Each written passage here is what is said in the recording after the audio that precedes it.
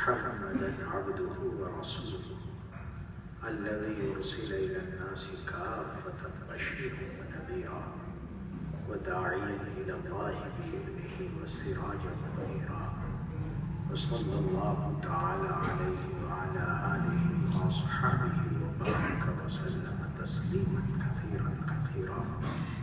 أما بعد، فقد قال الله تعالى في كلامه المجيد: أعوذ بالله من الشيطان الرجيم، بسم الله الرحمن الرحيم. ألا إن أولياء الله لا خوف عليهم ولا هم يحزنون. وقال تعالى: إن الله مع الذين اتقوا والذين هم محسنون. صدق اللہ العظیم. بزرگوں اور بھائیوں، اللہ بزرگ بندہ کا لاکھ لاکھ شکر اور احسان ہے کہ انہوں نے ہمیں اپنے حبیب پاک جناب محمد رسول اللہ صلی اللہ علیہ وسلم کا تحفہ دو عظیم دولتیں نصیب فرمائی ہیں اس دنیا میں. ایک دولت جو ہمیں ملی ہے وہ اجتماعیت کی ہے، اکٹھے رہنے کی، اکٹھے ہونے کی، اکٹھے جینے کی ہے. یہ بہت بڑی دولت ہے جو امت مسلمہ کو اللہ عز و جل نے اپنے نبی اکرم صلی اللہ علیہ وسلم کی تعلیمات کے صدقے میں عطا فرمایا. یہ دنیا میں کہیں نہیں ہے. ہم ظاہر میں جتنی جلدی جمع ہو جاتے ہیں اللہ کے نام پر، رسول اللہ صلی اللہ علیہ وسلم کے نام پر، قرآن پاک کے نام پر، دنیا میں کوئی جمع نہیں ہوا ہے. یہ نعمت ہمیں ایسے ملی ہے کہ وہ ہمارے خون میں رچ بس گئی. دوسری قومیں سوچ بھی نہیں سکتی جتنی بڑی تعداد اللہ کے نام پر ہماری جمع ہوتی ہے. اس کی وجہ یہ ہے کہ ہمیں اللہ نے مسجدیں دی اور اللہ عز و جل نے ہمیں اذان دے رکھی ہے. اذان سے ہمیں بلایا جاتا ہے، اچھے سپورٹ مل جاتا ہے. اتنے موٹے تگڑے ہیں نہیں کہ اتنی بڑی کرسیوں پہ سما جائیں. جی زیادہ شور نہیں، صرف چھوٹا سا کام ہے. جی رکھ دو بس. جزاک اللہ. جن لوگوں پر بھروسہ کیے ہوئے ہیں وہ خود تکیے لگاتے پھر رہے ہیں۔ عرض یہ تھی کہ ایک تو بہت بڑی نعمت ہمیں اذان ملی ہے۔ یہ اذان جب ہوتی ہے اللہ کے نام پر بلاوا، بس اس سے سب جمع ہوتے چلے جاتے ہیں، کیونکہ پیغام یہ نہیں ہے کہ فلاں نے بلایا ہے، پیغام یہ ہے کہ اللہ نے بلایا ہے۔ تو سب بندے ہیں اور سب کو ضرورت ہے، سب کو ضرورت ہے اللہ کی۔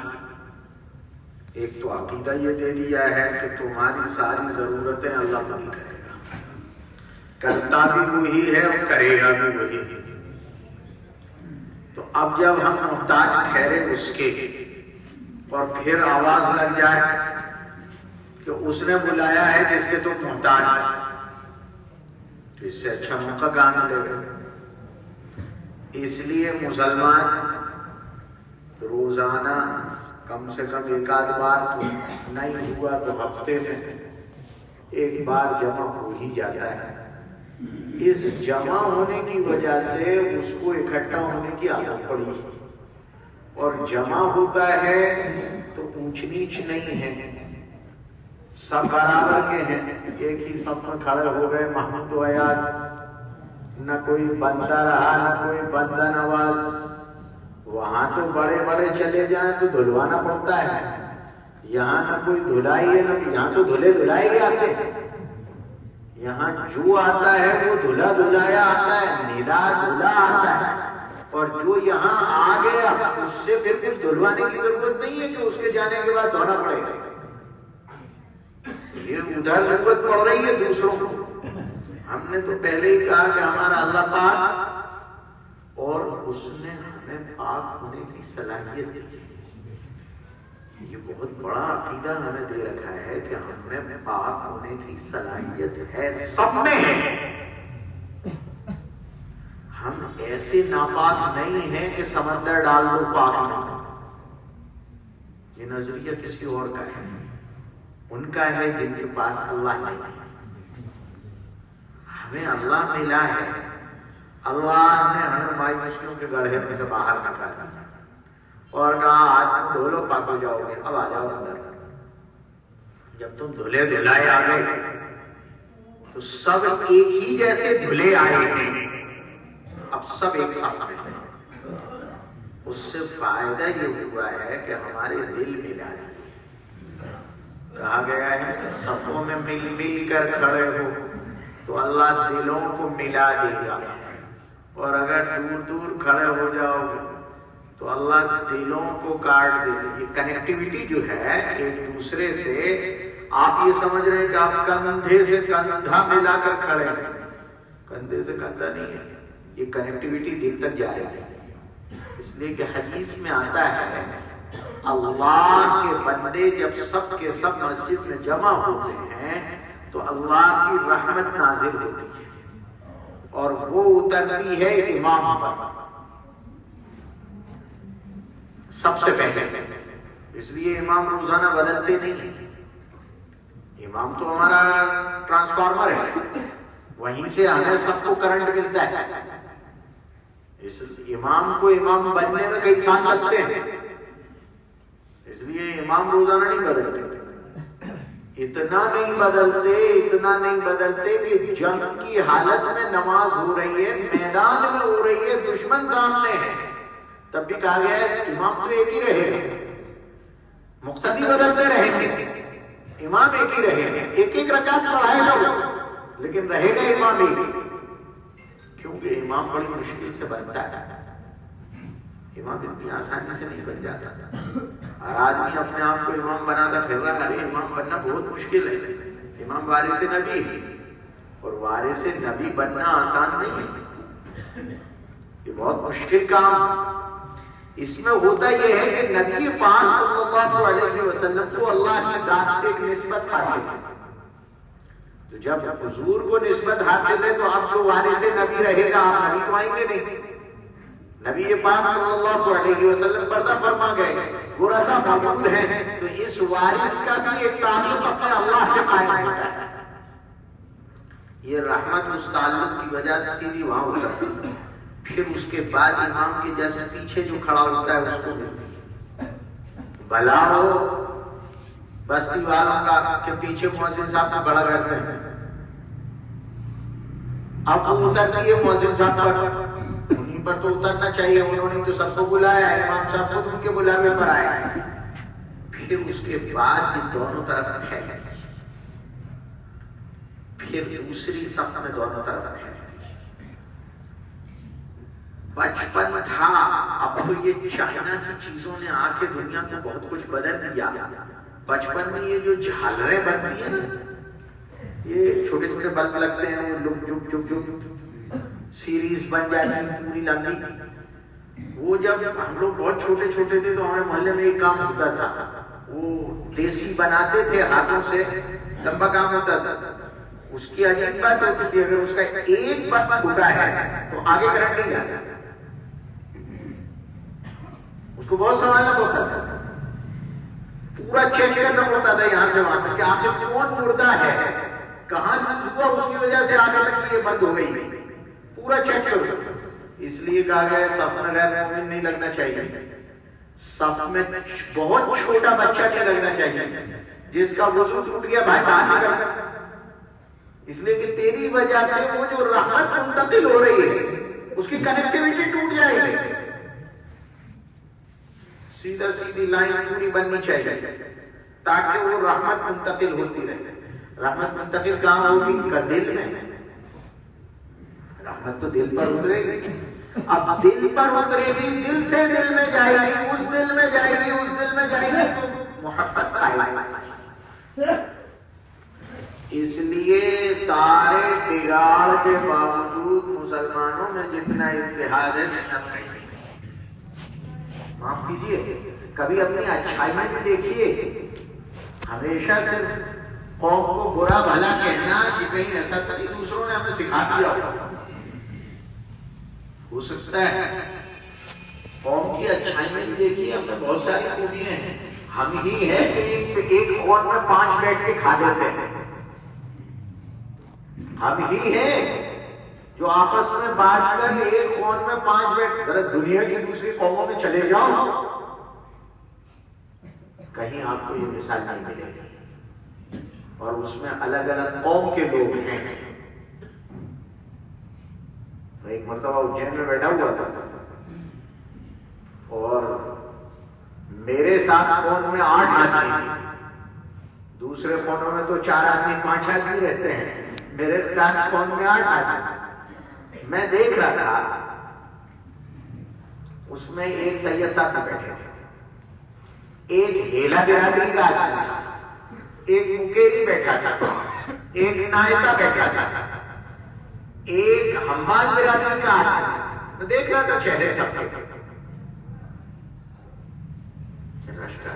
قربان جائیے جناب محمد رسول اللہ صلی اللہ علیہ وسلم کے قدموں پر ہزاروں بار یہ خوبی ہے حضور اکرم صلی اللہ علیہ وسلم کی، اس طرح ہمیں ایک کیا ہے کہ اب ہم میں کوئی اونچ نیچ نہیں ہے، ہم مسجد میں جب عبادت میں ایک ہو گئے تو پھر باہر تو ہم ایک ہیں، ایک ہر موقع پر ابھی کسی کو مر جانے دو، دوسرے مر جاتے ہیں تو ہم پہنچ جاتے ہیں، تو اگر ہم ہی مرنے لگے تب تو ہم سب سے پہلے ہیں، ہمارے جنازوں میں جو بھیڑ ہے وہ کسی اور کی نہیں ہے، وہ ہماری ہے۔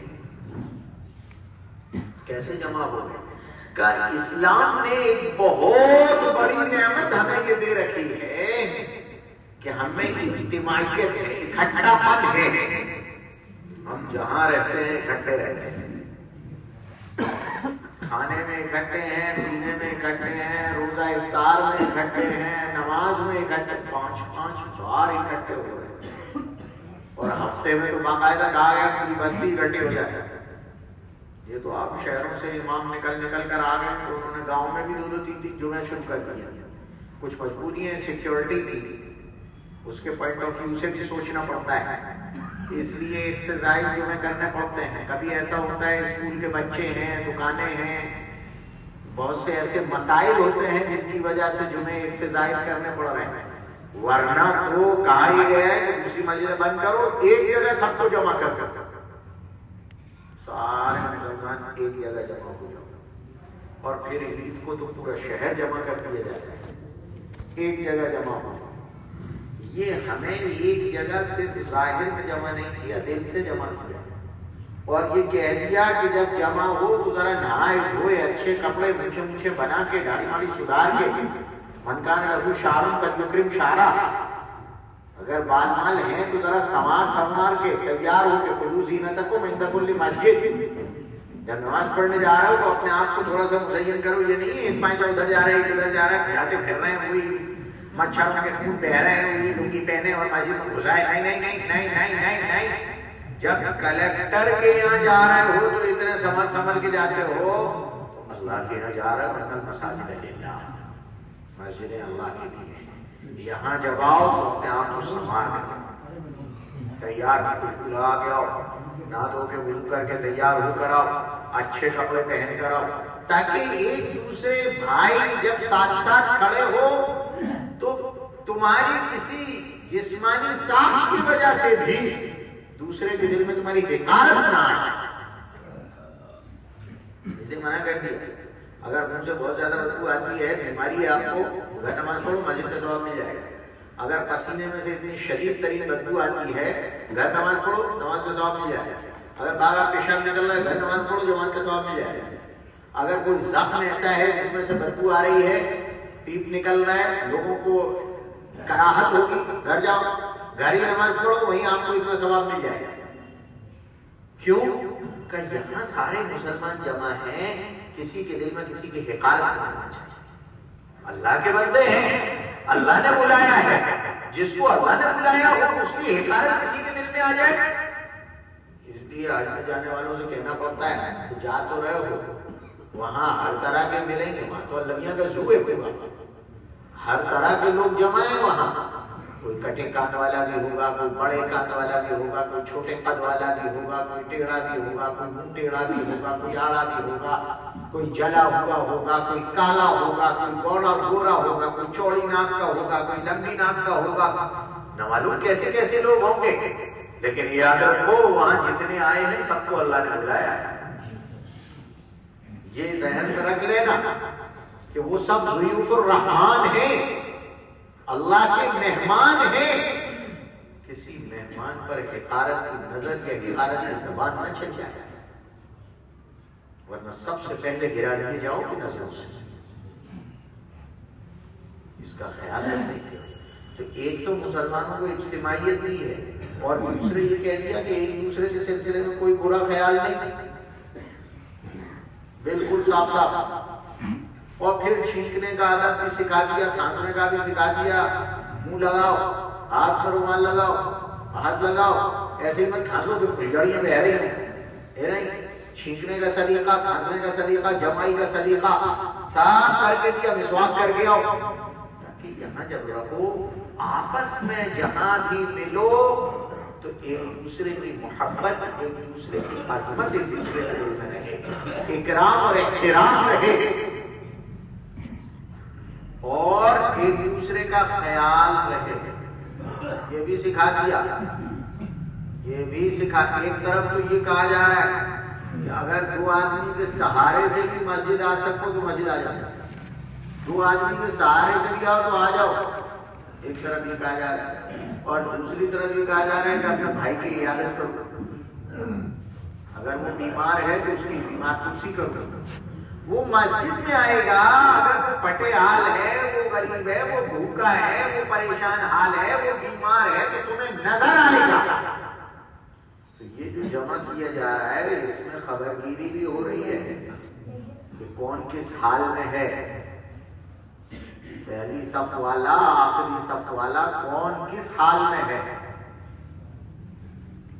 یہ بھی کہا جا رہا ہے۔ امام صاحب کی ذمہ داری صرف نماز پڑھانے کی نہیں ہے، امام صاحب کو الٹا منہ کر کے جمعے کے دن کھڑا کیا جاتا ہے کہ پورے گاؤں والے جمع ہیں، سب پر نگاہ رکھو کون کس حال میں ہے۔ اسی لیے تو رسول اکرم صلی اللہ علیہ وسلم کے یہاں دو لوگ آئے، حضور خطبہ دے رہے تھے، حضور نے ان کے چہرے دیکھے، ان کی حالت دیکھی، خطبہ بند کر دیا اور ان سے کہا چل 2 رکعت نماز پڑھو۔ اب سب انہیں دیکھ رہے ہیں کہ یہ وی آئی پی کون ہے جن کو 2 رکعت نماز پڑھنے کے لیے کہہ دیا، اور خطبہ بیچ خطبے میں سے خطبہ بند، حضور کھڑے ہیں صلی اللہ علیہ وسلم، خطبہ بند ہے اور وہ 2 رکعت نماز پڑھ رہے ہیں۔ اب سب انہیں دیکھ رہے ہیں، اب ان کی حالت خراب ہے، ان کے کپڑے پھٹ رہے ہیں، ان کے چہروں میں آنکھیں مڑ کے اندر گھسی ہوئی ہیں، ان کے گال پچکے ہوئے ہیں، معلوم ہوتا ہے کہ بہت فاقہ زدہ لوگ ہیں، پریشان حال لوگ ہیں۔ کچھ نہیں کہا حضور نے، نماز کے بعد لوگوں نے ڈھیر لگا دیا اس بات کا، یہ کیا ہے؟ اکٹھا بھی کرو اور سب کی خبرگیری بھی رکھو۔ یہ امام صاحب کو یہ اشارہ دیا گیا ہے، لوگ وواد کر رہے ہیں، گاؤں خطبے کے دوران تحیت المسجد پڑھے نہیں، اللہ بابا اس میں ہدایت ہے امام صاحب کہ امام صاحب کا جو ادھر کروایا ہے، نماز میں تو ادھر کرایا جاتا ہے لیکن خطبے میں ادھر کرایا ہے تاکہ سب پر نظر رکھے کیا ہو رہا ہے، کون کس طرح کا پریشان ہے، کون مسافر ہے، کون نیا آیا ہے، کون صاف ہو کر نہیں آ پایا ہے، کیا وجہ ہے۔ سارے مقتدی ایک اکائی ہے۔ امام جب دعا کرتا ہے تو سب کے لیے کرتا ہے، جب وہ امامت کرتا ہے تو سب کی کرتا ہے، اس لیے اس پر پرتیبندھ لگایا ہے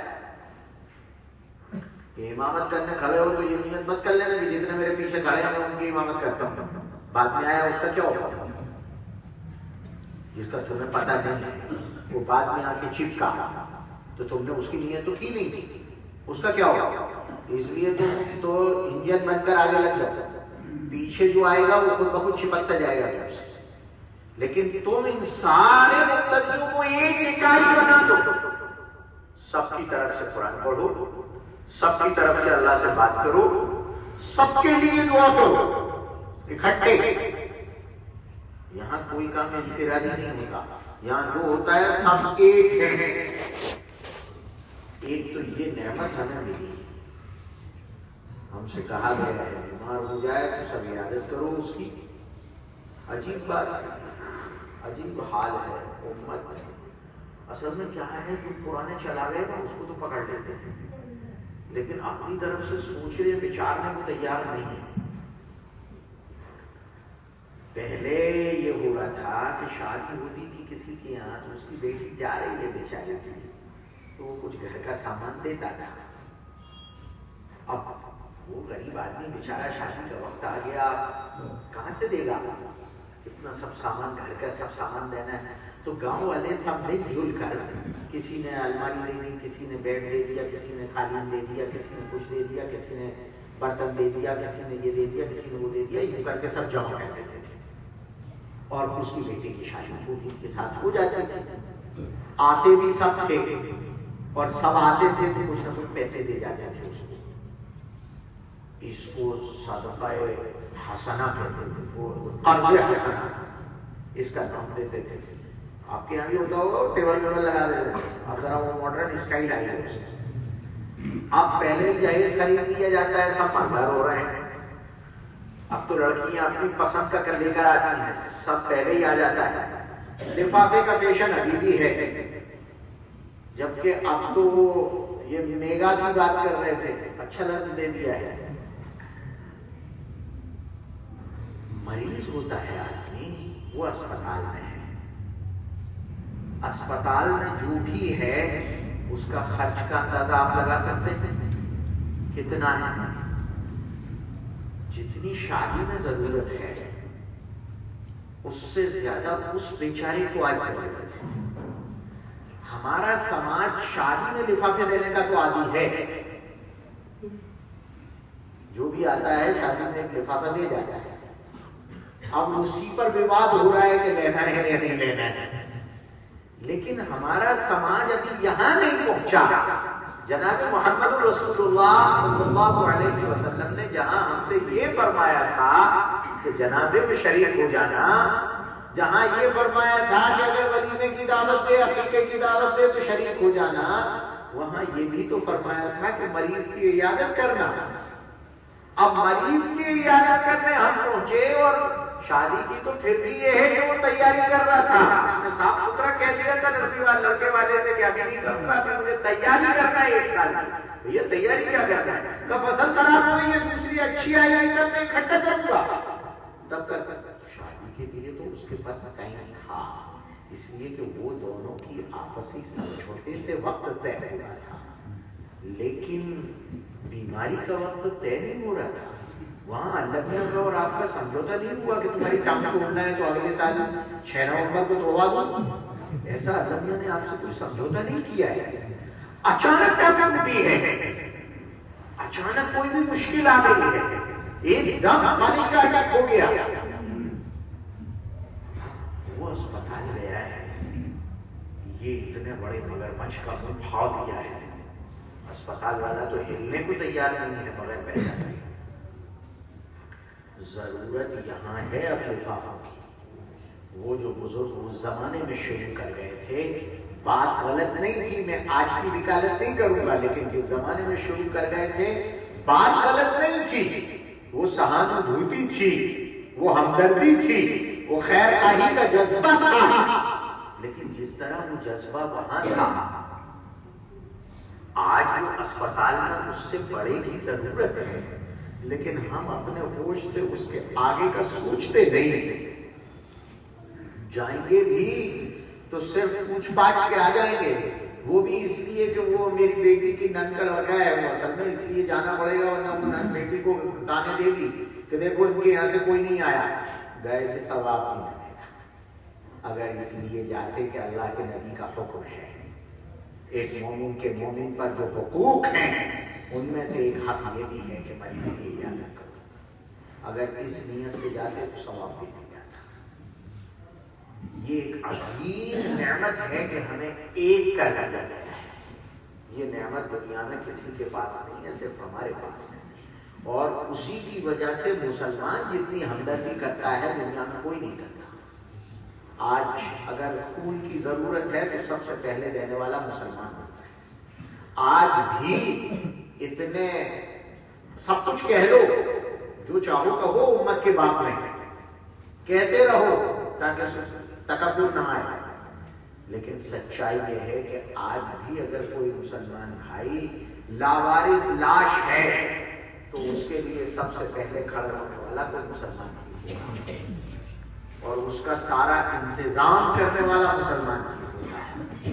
جتنے صدقات مسلم امت کرتی ہے کائنات میں کوئی نہیں کرتا. سب جھوٹ ہے, فراڈ ہے, سب حکومت کے پیسوں سے ہوتا ہے. اپنی گاڑے پسینے کی کمائی سے اگر کوئی پاپ کرتی ہے تو صرف مسلمان کرتا ہے. آج بھی بیوائیں پالنے کا کام ہو, یتیموں کو پالنے کا کام ہو, آج بھی اپاہجوں اور معذوروں کو پالنے کا کام ہو. میں نے ایک دن ایک پلاسیا گروپ ہے ہمارا, اس پر ایک میسیج دیا تھا کہ اپن کو پلاسیا مسجد کے دروازے سے غریبوں کو کھانا بانٹنا چاہیے. آج 6 سال ہو گئے, مسلسل کھانا بٹ رہا ہے. 5 لاکھ روپے سال کا کون دے رہا ہے؟ یہی مسلمان. اور کھا کون رہا ہے؟ 85% نان مسلم. 85% نان مسلم, 15% مسلمان آ رہے ہیں. لیکن غریب پل رہا ہے, اس کو کھانا مل رہا ہے. وہ جیل میں جب کورونا کے زمانے میں شروع کیا اور یہ کہا کہ چلو ایک مسلمان بھی بہت سارے مر گئے, یا اسپتالوں میں بھروسہ کرنا مشکل ہو رہا ہے, ہم اپنا کلینک شروع کریں گے محلہ کلینک کے نام سے. شروع کر دیا, آج تک چل رہا ہے. 5.5 لاکھ آدمی فائدہ اٹھا چکا ابھی تک. 800 آدمی کورونا میں ٹھیک ہو کے چلے گئے گھر. ان کو سب کچھ کی ضرورت پڑی. اس کورونا میں جب بیٹا اپنے باپ کو ہاتھ لگانے کو تیار نہیں ہوتا تھا, نگر نگم کی گاڑی بلاتا تھا جنازہ گھسیٹ کے لے جانے کے لیے, اس زمانے میں یہی مسلمان بچے کورونا والوں کے پاس بیٹھ کر اپنے ہاتھ سے انہیں روٹی کھلاتے تھے. یہ کون دے رہا ہے؟ یہ کون کر پا رہا ہے؟ محمد رسول اللہ صلی اللہ علیہ وسلم. قدر کرنی چاہیے ان کی. جتنی صلاحیت رسول اللہ نے اس امت میں بھر دی ہے کسی قوم میں نہیں. اگر وہ پیدا ہوگی تو حضور کی نسبت ہی سے پیدا ہوگی. ایک تو یہ بہت بڑی نعمت ہے، بہت بڑی نعمت ہے. تھوڑا سا صدقہ کر لو. ایک آدمی کھڑا ہوتا ہے مسجد بنانا سب پیسے دے دیتے، اپنے آپ نہیں بناتا، سب پیسے لے کے آ جاتے ہیں. محنت بھی کرتے ہیں، کام بھی کرتے ہیں، سب دوڑ پڑتے ہیں. کوئی سب لاتا ہے، کوئی بلب لاتا ہے، کوئی پنکھا لاتا ہے، کوئی ٹیوب لائٹ لاتا ہے، اور پہلے کوئی اینٹیں لاتا ہے، کوئی سیمنٹ لاتا ہے، کوئی ریتی لاتا ہے، کوئی مٹی لاتا ہے، کوئی خود کندھا لے کے کھڑا ہو جاتا ہے کہ میں مزدور ہوں، مزدوری کروں گا. آج بھی اپنے جب ختم نہیں ہوئے، آج بھی ان کی مثالیں موجود ہیں. لوگ مزدوری کرتے ہیں، راتوں کو آتے ہیں، دن بھر مزدوری کرتے ہیں اور شام کو مسجد بناتے ہیں. یہ شوق، یہ جذبہ ذرا دنیا کی دوسری قوموں میں ڈھونڈ کر آؤ، کہیں نہیں ملتا. اگر آپ اپنی بستی کی بیواؤں کی لسٹیں بنا لیں بس، اور لوگوں کو پتہ لگ جائے، بہت اطمینان سے، بہت اطمینان سے. یہ میرا کمال نہیں ہے، اللہ معاف کرے. یہ لگے رہتے ہیں یہ لوگ اپنے طور پر ان کو اپنا بیان پورا کرنا ہوتا ہے، اس کے لیے کرتے ہیں افلاطونی. سچائی یہ ہے کہ میں اس امت کی آپ کو صلاحیت بتا رہا. شوپری میں ایک نوجوان سے بیٹھ کر میں نے یہ کہا کہ یہ اپاہجوں کے لیے کوئی ایسا انتظام کرنا چاہیے نا کہ گھر کے کھانا پہنچے. آج چھوٹا سا شہر ہے، 100 اپاہجوں کو روزانہ پکا ہوا کھانا ان کے گھر پہنچایا جاتا ہے. کون پہنچا رہا ہے؟ تو مسلمان. پکا کون رہا ہے؟ تو مسلمان. ان کو کوئی پیسے دے رہا ہے کہ نہیں؟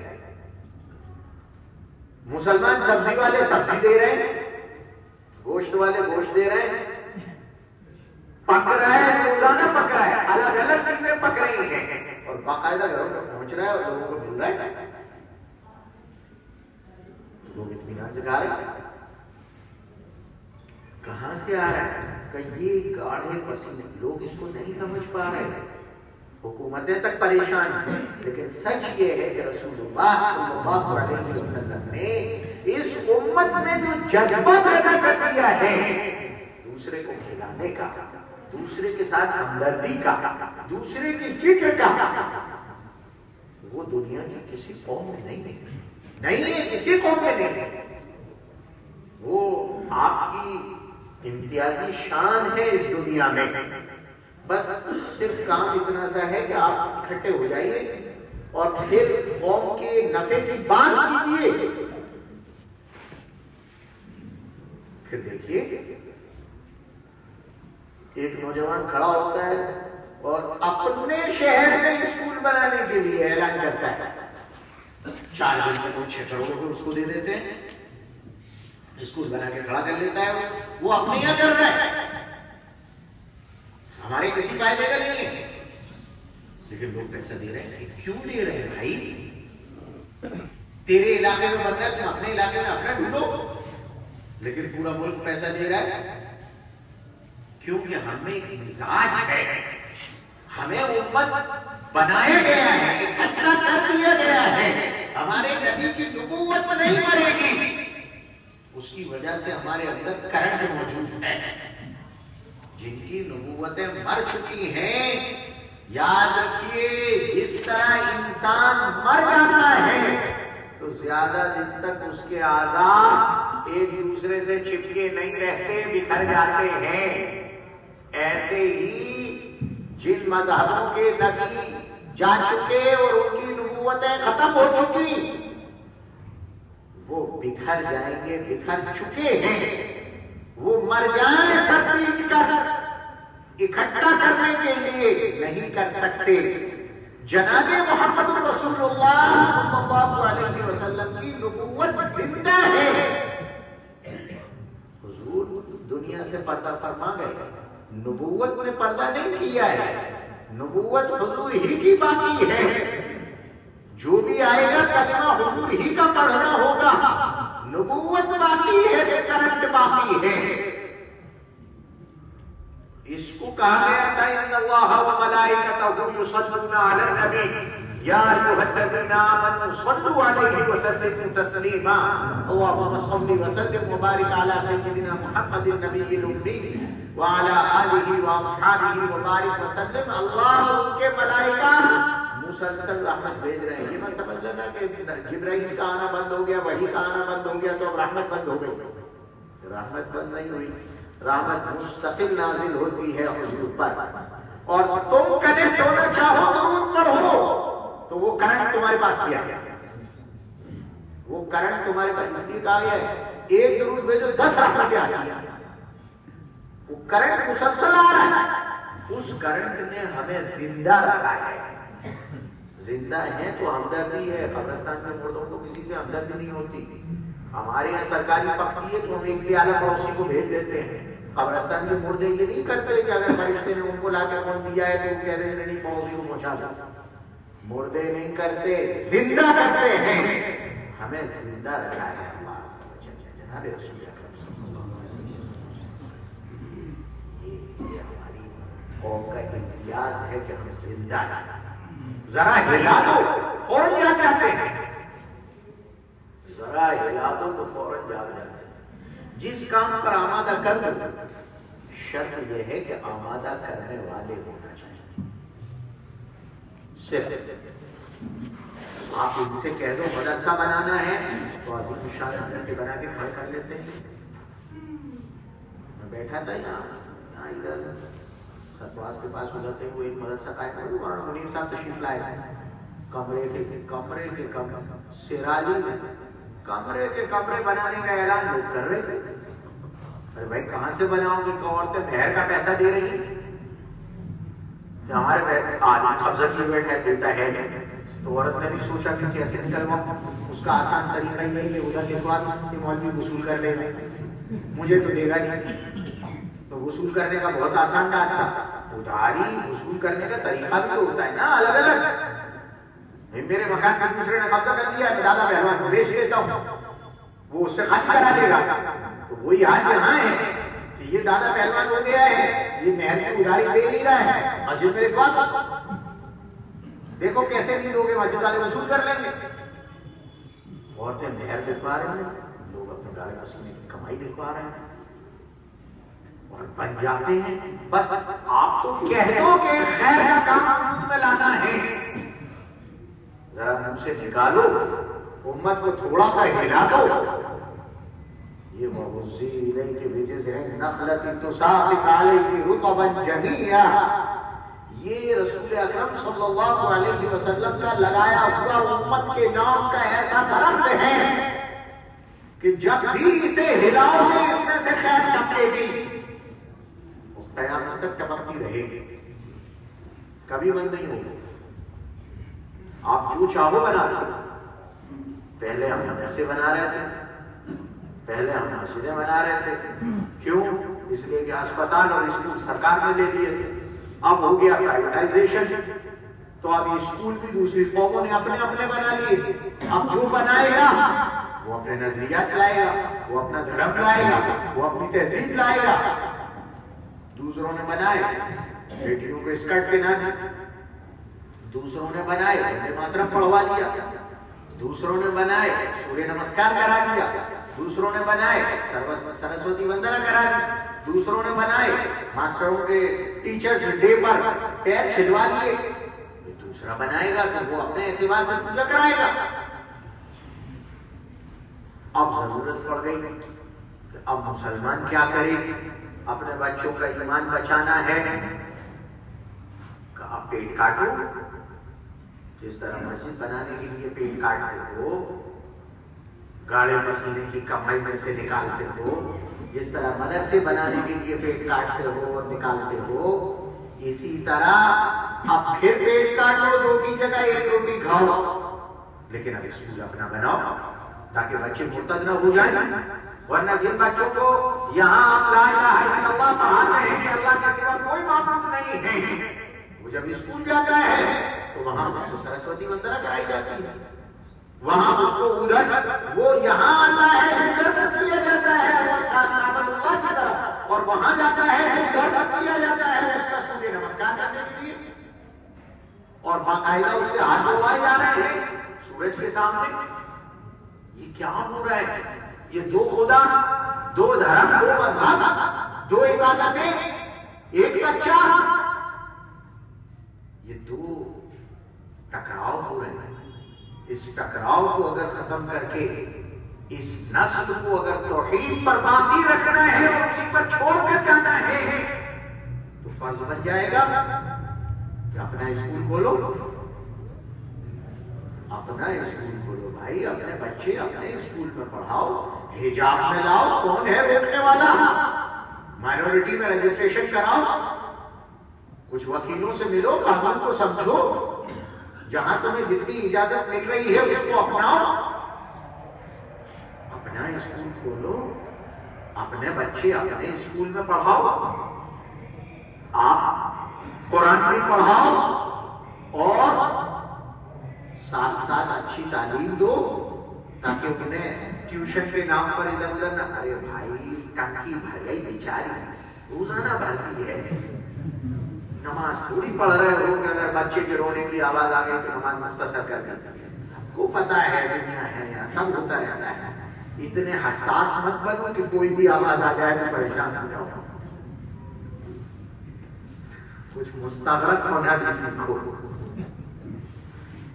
اپنے اسکول اپنے کاٹ کے بنانے پڑے کھڑے رہنے پڑے، اور یاد رکھو ایک چیز بنیادی طور پر یاد رکھو، اذان کب ہے؟ عشاء کی 8 بجے ہے، 7:30 بجے اذان ہے،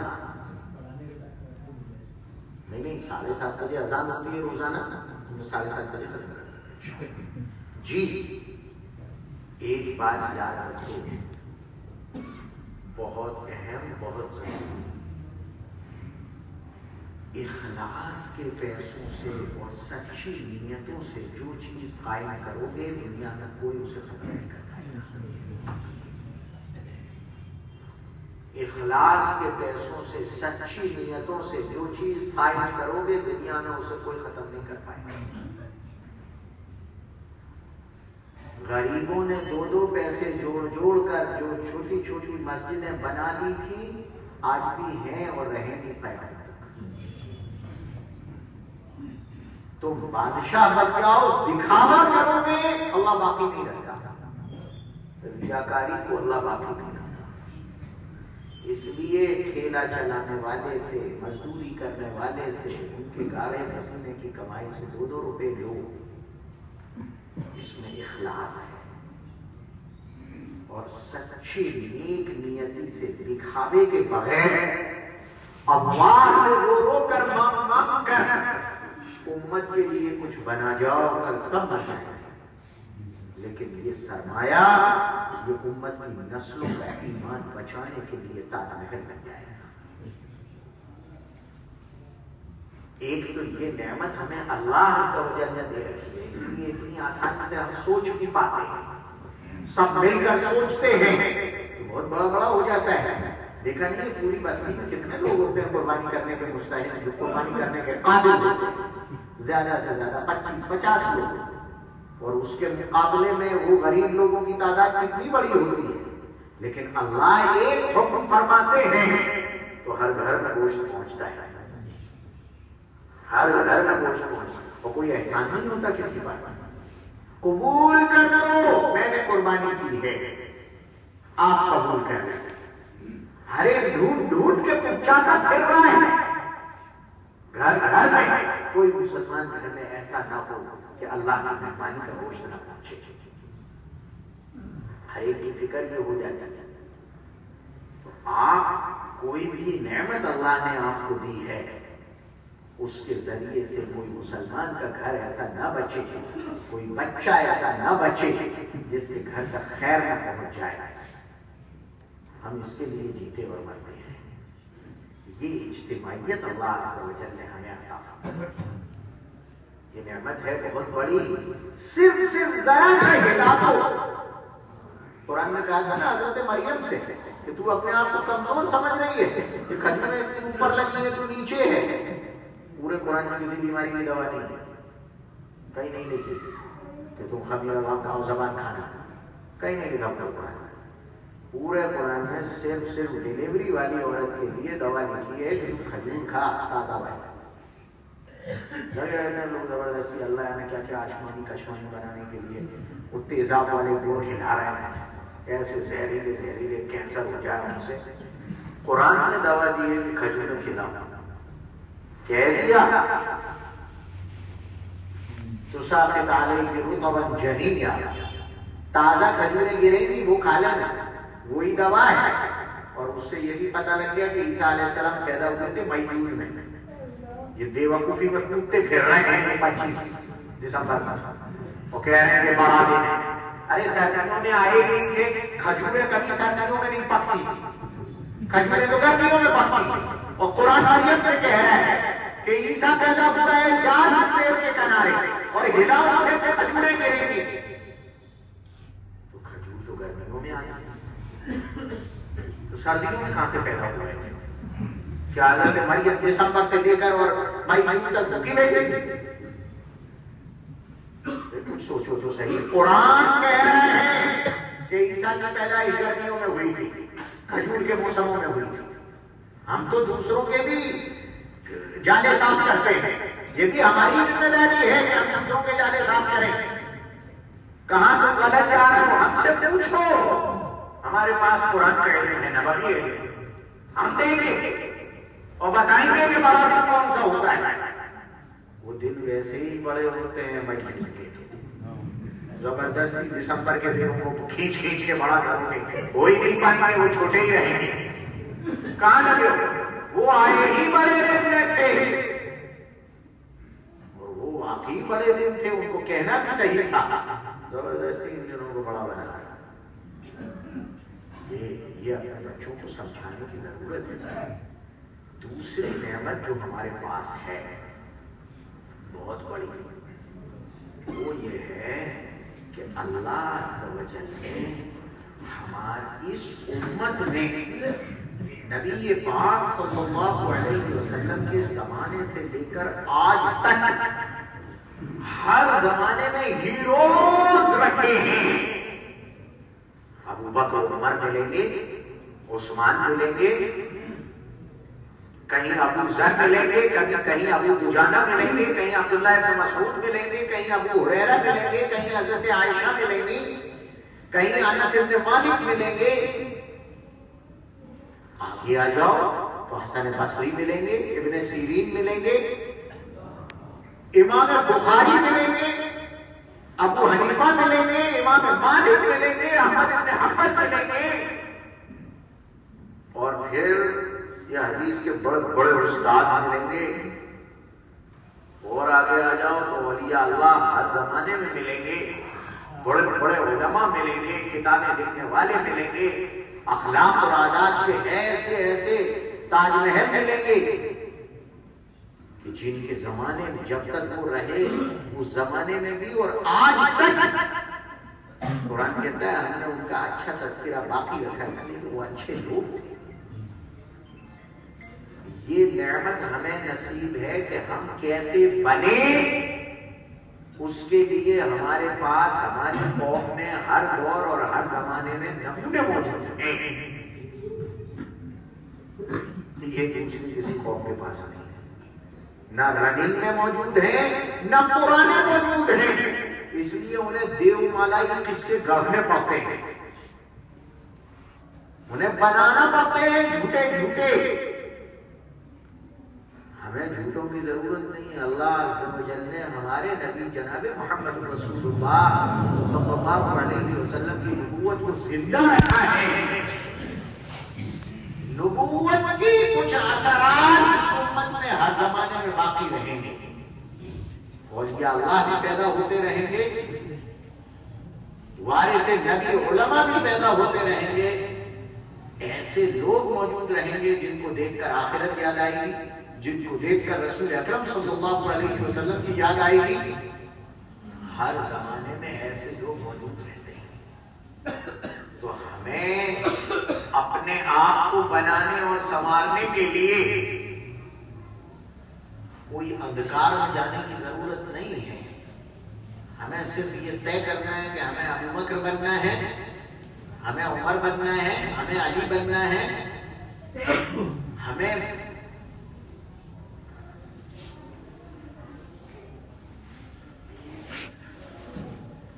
عبد القادر جیلانی بننا ہے.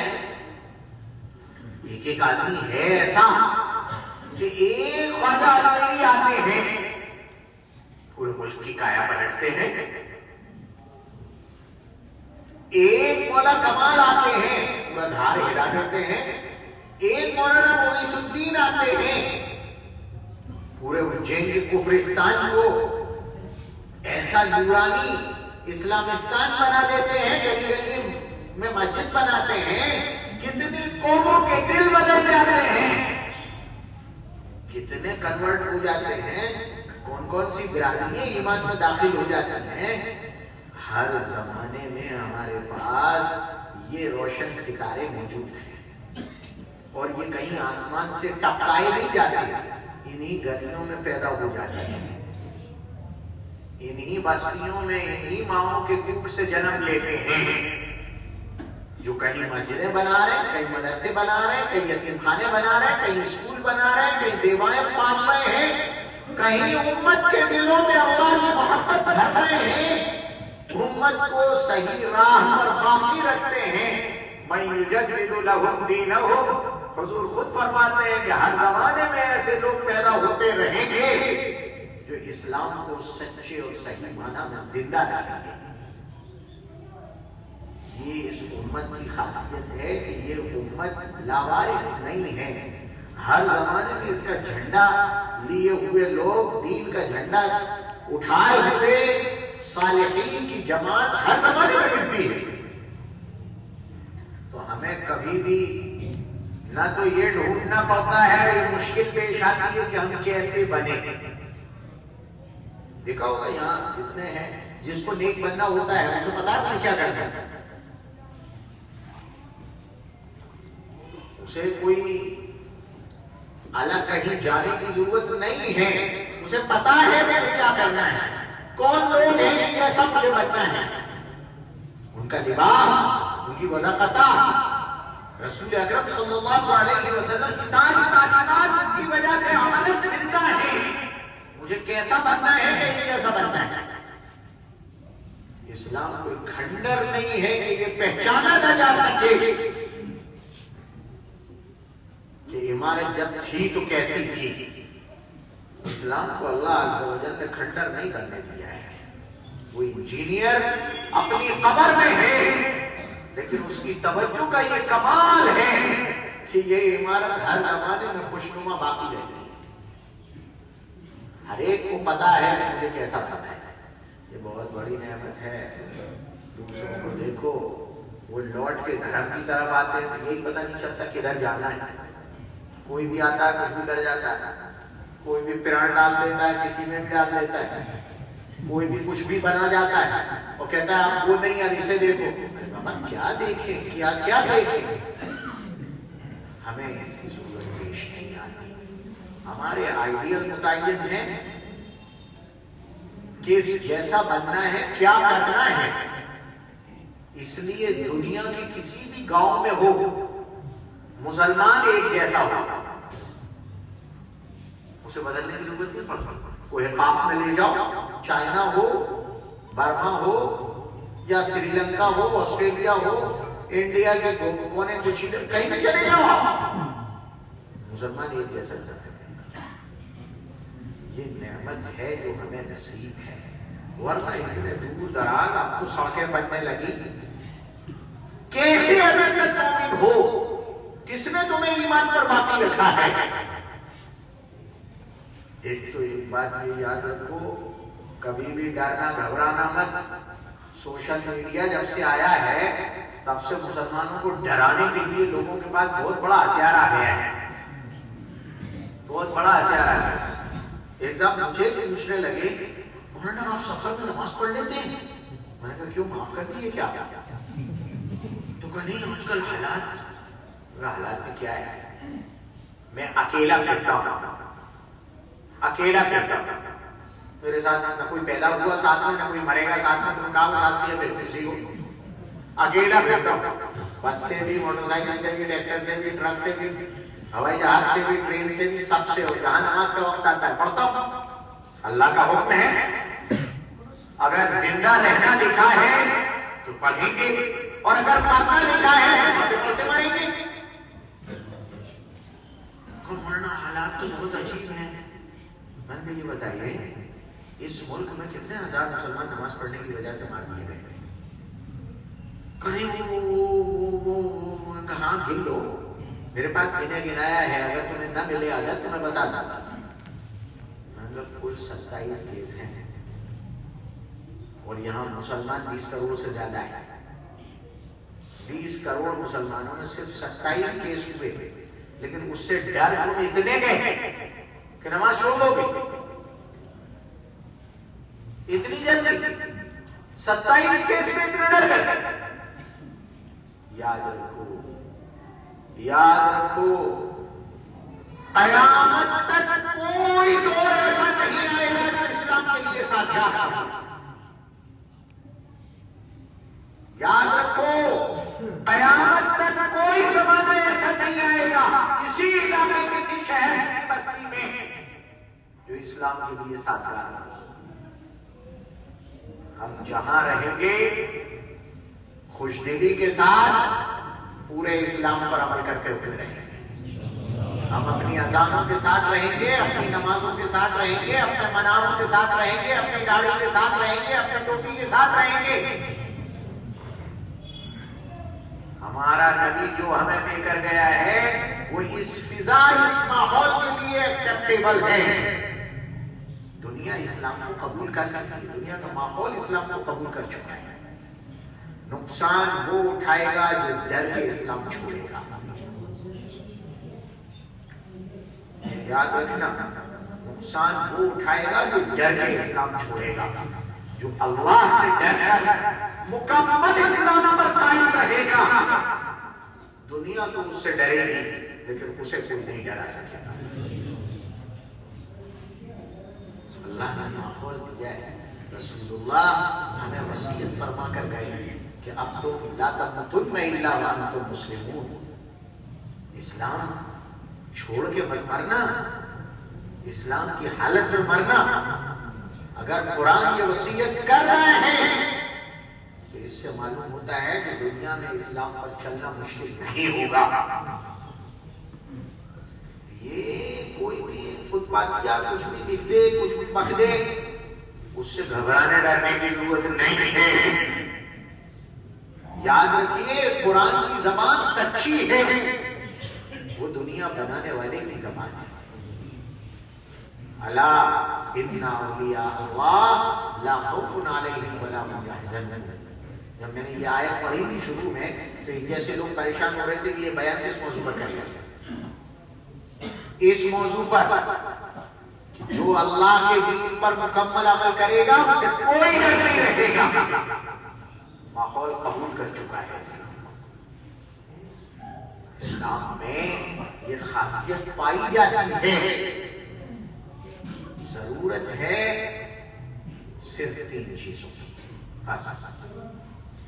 ایک یہ کہ ہم ہر جگہ اکٹھے رہیں، دوسرے یہ کہ ہم میں اکٹھے رہنے کے ساتھ ہمدردی ہو۔ ہم ہی ہیں جو دوسروں کے لیے جیتے ہیں، باقی سب اپنے لیے جیتے ہیں۔ صرف دنیا میں ایک قوم پائی جاتی ہے جو دوسروں کے لیے جیتی ہے۔ اور تیسرے یہ کہ اپنا آئیڈیل متعین کریں کہ ہم نے جو سورما چھوڑے ہیں ہم اپنے بچوں کو سکھائیں کہ ہمیں خالد بن ولید بننا ہے، سلام الدین ایوبی بننا ہے۔ اگر وہ پڑھنے بیٹھا ہے تو اس کو سمجھائیں گے کہ ابو ہریرہ بننا ہے، عبداللہ ابن مسعود بننا ہے، ابو حنیفہ بننا ہے۔ ہمارے پاس موجود ہیں آئیڈیل، جن کے پاس نہیں ہے وہ چاہتے ڈھونڈتے پھریں۔ ہمارے پاس تو موجود ہیں کہ ہمیں کیا کرنا ہے، وہ تو یونیورسٹی بنانا ہے تو نام نہیں مل رہا ہے کس کے نام سے بنانا ہے۔ ہمارے یہاں گوڈاؤن اتنا بڑا ہے کہ اگر ہم ہر گاؤں ہر بستی میں اگر بنائیں اور نام الگ الگ رکھیں تو ہمارے پاس 1500 سال کے اتنے آئیڈیل موجود ہیں کہ گاؤں ختم ہو جائیں گے لیکن نام ختم نہیں ہوگا۔ یہ اللہ کا احسان ہے، یہ زندہ امت کی زندہ نشانیاں ہیں۔ دوسرے یہ کہ جس دیش میں رہتے ہو اس دیش کے قانون کو سمجھو اور اس پر پورا عمل کرو تاکہ مکمل ناگرک رہو۔ جو کچھ بھی کرو پورے قانون کے مطابق کرو۔ اپنا گھر ہو، اپنی بستی ہو، اپنی کالونی ہو یا اپنی ذات ہو، اپنی اولاد ہو، ووٹر لسٹ میں نام ہو، SIR ہو، جو کچھ بھی ہو ایک دوسرے کے ساتھ ہمدردی کر کے سب کو قانون پر چلاؤ۔ ہم سب کو اللہ کے قانون پر بھی چلاتے ہیں اور سب کو سرکار کے قانون پر بھی چلاتے ہیں۔ ہم نہ اللہ کے باغی ہیں اور نہ ہم سنویدھان کے باغی ہیں۔ ہم باغی نہیں، ہمارے نبی نے ہمیں باغی بنایا ہی نہیں، ہمیں وفادار بنایا۔ اس لیے ہم وفادار بن کر جینے کی کوشش کریں۔ یہی ایک چھوٹے بھائی کا پیغام ہے۔ عمر میں چھوٹا رہوں نہ رہوں لیکن سائز میں تو سب سے چھوٹا ہوں، اس لیے کہتا ہوں کہ چھوٹے بھائی کا ایک پیغام ہے، کاش کہ ہم سب اپنے اپنے دلوں میں اسے بسانے کی کوشش کریں۔ اللہ عز و جل ہمیں سچا صالح مومن بن کر جینے کی توفیق عطا فرمائے۔ آمین وآخر دعوانا ان الحمد للہ رب العالمین۔ وہ کچھ وہی کرنا ہے، کالی داس کے کوپے بیٹھے ہوئے کہنا جی کیا کہنا ہے، کیا کہنا ہے؟ رمضان میں قرآن سننے نہیں آتے؟ جو رمضان میں آپ لوگ تراویح نہیں سنتے ہیں؟ سنتے ہو؟ دیکھو رمضان میں پورا قرآن سننا، سنانے والوں کو پورا قرآن اطمینان سے سننا چاہیے۔ اطمینان، اللہ کا کلام ہے، اس کو ایسے مت سننا کہ جیسے بوجھ ڈالا، ورنہ اللہ بھی تمہاری دعا ایسے ہی سنے گا جیسے بوجھ ڈالا۔ جب اللہ کا کلام ہوتا ہے تو اللہ کی بات ہے جو بندہ سنتا ہے۔ اگر تم اللہ کی بات توجہ سے سنو گے، ادب سے سنو گے، تعظیم سے سنو گے تو پھر جب دعا کرتے ہو تو تمہاری بات ہے کہ تم اللہ کو سنو۔ اگر تم تعظیم سے اللہ کی بات سنو گے تو اللہ پیار سے تمہاری بات سنے گا، اور اگر تم بے ادبی سے بھاڑا ٹالنے، بوجھ ٹالنے کی غرض سے صرف مسلمانوں میں نام لکھانے کے لیے اگر بوجھ سمجھ کر سنو گے تو اللہ بھی تمہاری بات کو ایسے ہی ٹال دے گا جیسے تم نے ٹالا۔ یہ دنیا جیسی کرنی ویسی بھرنی کا کھیل ہے، جیسا دو گے ویسا ملے گا۔ اللہ ہمیں نیک اور صالح بن جانے کی توفیق عطا فرمائے۔ اللہ تو آج بھی ہم کو مائل بکرم ہے، کوئی صالح نہیں۔ دعا کر لیں۔ اللهم صل وبارك على محمد صلاة تنجينا بها من جميع الأهوال والآفات وتقضي لنا بها جميع الحاجات وتطهرنا بها من جميع السيئات وترفعنا بها أعلى الدرجات وتبلغنا بها أقصى الغايات وجميع الخيرات في الحياة وبعد الممات إنك على كل شيء قدير۔ اللهم آت نفوسنا تقواها وزكها وأنت خير من زكاها أنت وليها ومولاها۔ اللهم إنا نسألك من خير ما سألك منه نبيك وحبيبك سيدنا محمد صلى الله عليه وسلم، ونعوذ بك من شر ما استعاذك منه نبيك وحبيبك سيدنا محمد صلى الله عليه وسلم۔ أنت المستعان وعليك التكلان، لا حول ولا قوة إلا بالله العلي العظيم۔ اے اللہ ہماری سیاحیوں کو معاف فرما، برکتیں نازل فرما، رحمت کی نظر فرما، اے اللہ اپنے غضب کی نظر سے ہماری حفاظت فرما، اعمال بد سے اور اعمال سیئہ سے ہم سب کی حفاظت فرما، ان اعمال کی توفیق نصیب فرما جن کی وجہ سے آپ کی شفقت بھری نظر ہم پر پڑتی ہو۔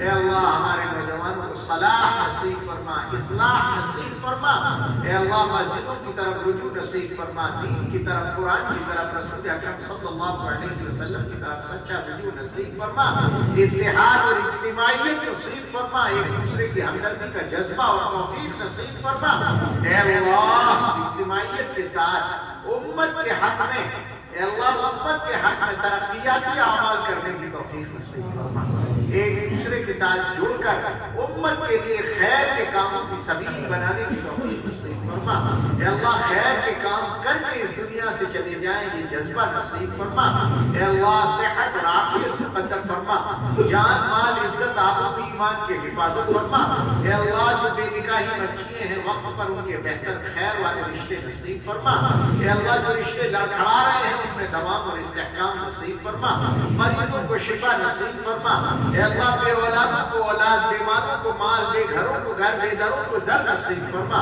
اے اللہ اپنے رحمت پاک جناب محمد رسول اللہ صلی اللہ علیہ وسلم کے طفیل ہماری تمام دعاؤں اور صداؤں کو اپنے ہی لطف و رحمت سے قبول و منظور فرما، وصلی اللہ تعالی علی خیر خلقہ محمد وعلی آلہ وصحبہ۔